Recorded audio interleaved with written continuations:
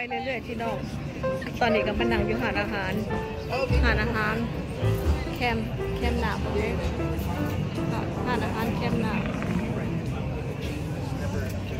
สิกินยังโน้มมื้อนี้ไปออบโลกแล้วมื้อนี้ไปซื้อของเล่นแล้วก็พากันอยากนั่งกินเหล้ากินข้าวจักหน่อยนึงท่านเจสบายดีฮะสบายดี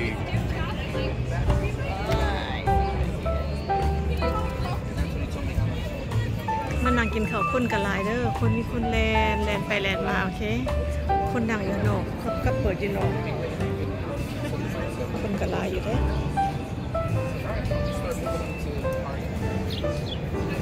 นั่งกินอากาศสด What we order today? So you want mussel, right? Mussel, I want mussel. Yeah, and what else? Bread, toasted breads. Yeah. And they have a wine. What kind of wine they have? How you guys doing? Good. My name's Christian. All right. You guys ready to order an appetizer or anything like that? Yeah, ready. As long as we have the ingredients for what you might want to make, we can always do it that way.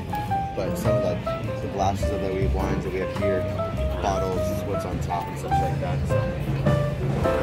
I'm gonna get a blue. That's some wrap and fish and chip.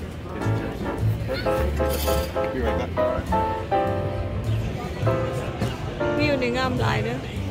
พนังกินอากาศส้มวันนี้เป็นวันพุธตอนแรกพี่น้องโอเคกับมีทาน้ำเย็น beautiful งามหลายคนก็ขี่รถถีบบางคนก็ย่างบางคนก็มานั่งกินข้าวกินเหล้าชีวิตนี้มัน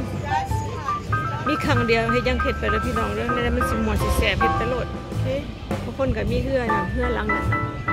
ค่อยมากเฮือหลังน่ะนอนเขาได้นอนอยู่ตรงนั้นบอกเฮ็ดปองเยี่ยมบ่2ปองนะเขานอนนะฮะแล้วก็คิดว่าขนาดแล้วก็เป็นหลักอยู่ไกลเดินยนต์แลนกับแลนลมทั้งหมดเลยตอนนี้กำลังตะเวนกำลังตกดินประมาณ What time is it? It's 7 o'clock right now. About 7 โมงครึ่งเลย Exactly what I say. 7 โมงครึ่งแต่ว่าตะเวนก็ยังอยู่ท้องฟ้า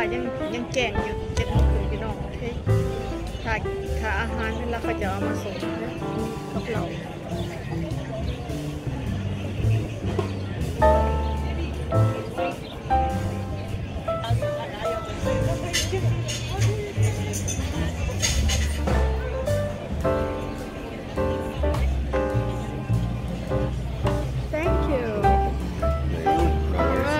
Thank you. Cheers. Happy Wednesday. สุขสันต์สุขสันต์วันศุกร์ Ready? Yeah, just chill. There you go. Yep.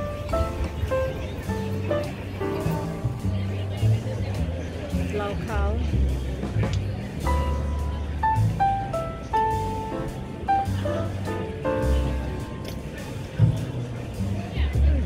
Not bad.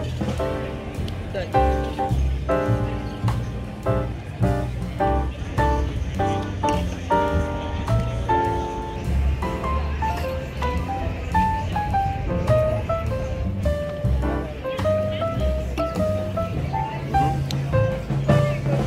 Papa ขี่เรือเล่นกับพี่น้องขี่เรือเล่นบ่พาไปขี่เรือเล่นเถอะนะโอเคเบิ่งกันในเบิ่งเถิดอาทิตย์หน้า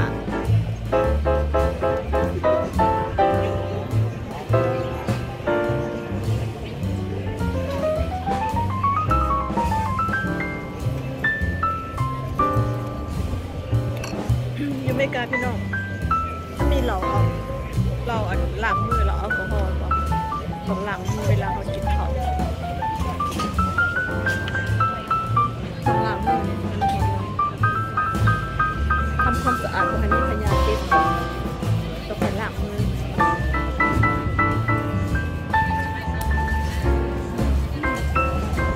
บางร้านใส่กันก่อนแต่ละอาหารมีเบิดเลยนะเห็นบ่พี่น้องข้างหลังนะคนเต็มเห็นบ่คนเต็มข้างหลังนะจะออกมาโควิด-19เขาก็บ่ญาติทุกคนออกมาได้เลยแต่ญาติเลยให้พี่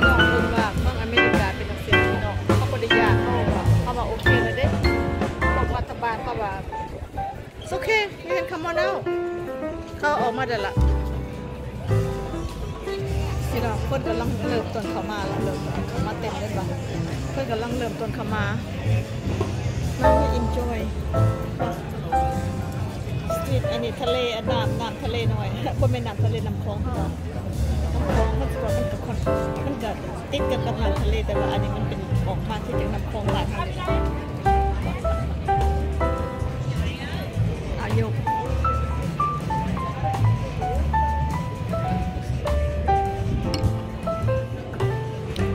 พี่น้องพาไปขี่เรือเด้อขนาดเด้อขี่เรือบอกเรือลำนั้นนะพาไปขี่เด้อมวนกินอากาศสดขี่เรือนะพาไปขี่เรือตัวนั้นเด้อ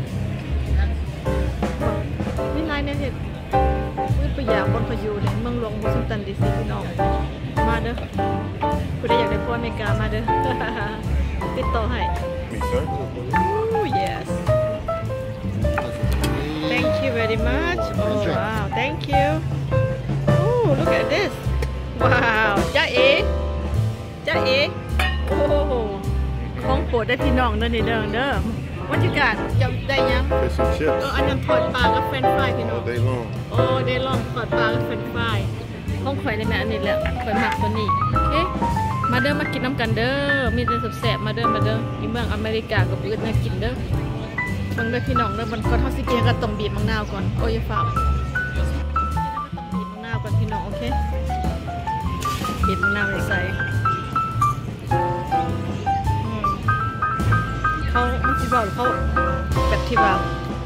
ข้างบ้านเขากันเป็นอ้อเนาะเป็นเขาออกมาให้นะพี่น้องโอเคซีเบิ่งดูบัดนี้นะ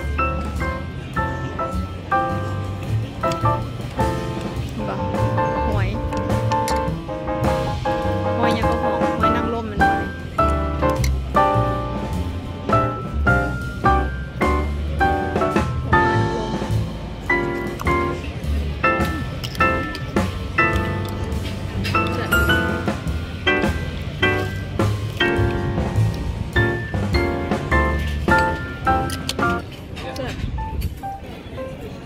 พี่น้องกินอาหารเห็นมันหมดตัวเองป่ะกินน้ำกินแหละ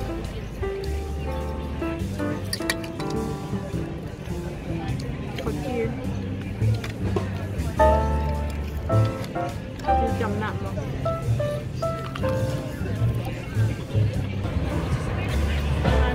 ทานดีๆเลยใช่ไหม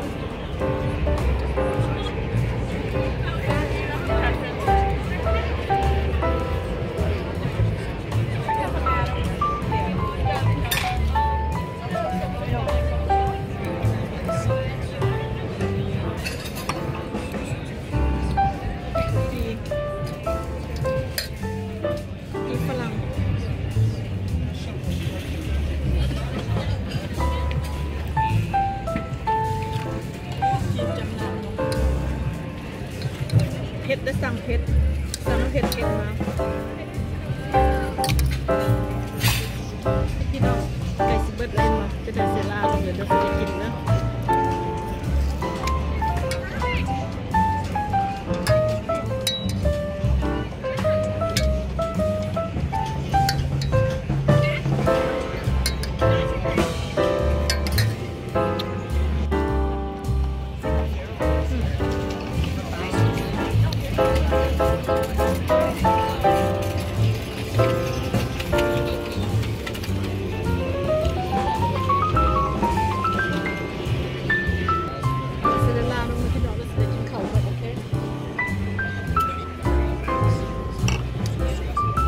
ได้ไลน์ด้วยติดตามมาข่าวรับติดตามมาสิพาไปเที่ยวเล่นไลน์บอลอันนี้ยังหน่อยคนไปมาในไลน์เลยดอกสิมวนซื้อนำพาไปเที่ยวบนม้วนไปกินข้าวบนแซ่บๆให้เบิ่งถ้าอยากมาไม่กล้าอยากไปพัวไม่กล้ากับสอบมันเด้อเพราะว่ามาเปลี่ยนชีวิตใหม่อยู่ไม่กล้าอย่างเงี้ยชีวิตดีมาโหลดแต่พี่น้องเด้อผู้ใดบ่มีลูกมีผัวมาโหลดโอเคจะได้ไลน์จะได้ลาลูกยก See you later bye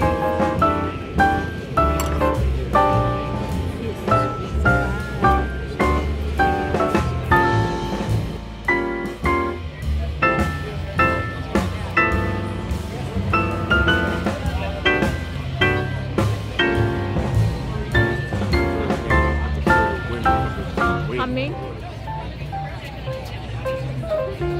Oh, he about to coming to me. He about to talk to me right now. If you don't finish your prayer, once you give it to them. Oh yes, yes, yeah. I'm gonna take that with me. Oh yes. Oh yeah.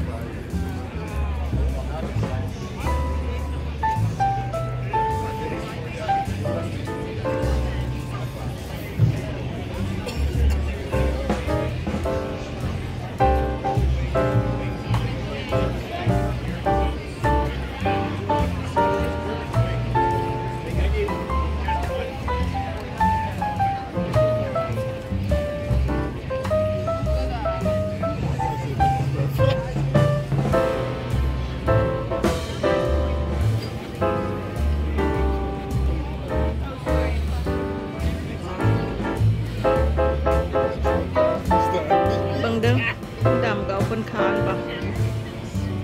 หนาหักเนาะอยู่อเมริกาเขาบอกว่า United States พี่น้องพวกเขา United States แต่ว่าไพ่กับยูนี่ได้แล้วก็มีสิทธิ์หักกันมากัน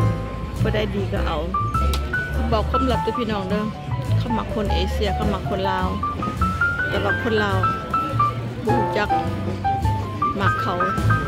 คนอเมริกาเขามักคนลาวเขามักคนเอเชีย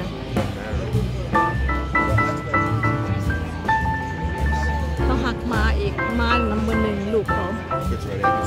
โอเค can I see what's the damage huh oh you take care okay you take care okay okay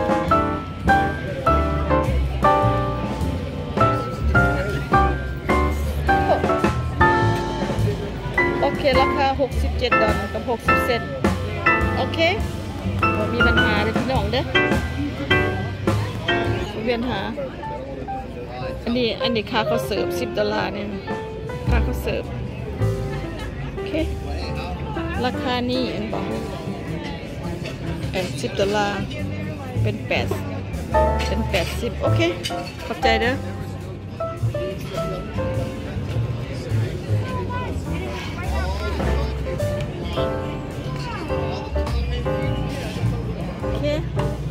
ขอบใจเขาที่เขาเสิร์ฟพอเนาะเขาให้เขา$10ค่ะเขาเสิร์ฟโอเคขอบใจหลายๆเด้อโอเควันนี้แหละบ๊ายบายพอกันใหม่ในคลิปข้างหน้าด้วยพี่น้องน้ำตามมาจะให้เบิ่งหลายอย่างขอบใจหลายๆเด้อบ๊ายบาย